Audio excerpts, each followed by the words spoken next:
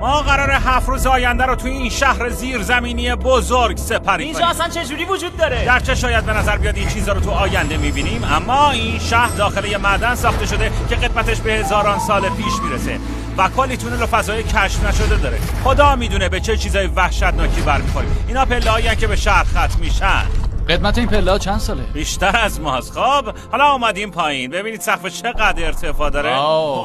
ما الان 120 متر زیر زمینیم و به طرز عجیبی این دهکده رو میبینیم. خیلی خفنه. این جنگ جهانی دوم وقتی رومانی بمبارون میشد هزاران نفر اینجا قایم میشدن و الان چند تا یوتیوبر اینجا زندگی میکنن و خیلی زود یه جای خوب پیدا کردیم تا شبو بگذرونیم. به نظرم باید اینجا کمپ کنیم. رئیس تویی؟ وسایل ما اون بالاست. پس با مشخص شدن پایگاه رفتیم کیفمون رو آوردیم و با استفاده از هوش دست جمعیمون بهترین راه برای آوردنش به کمپ پیدا کردیم.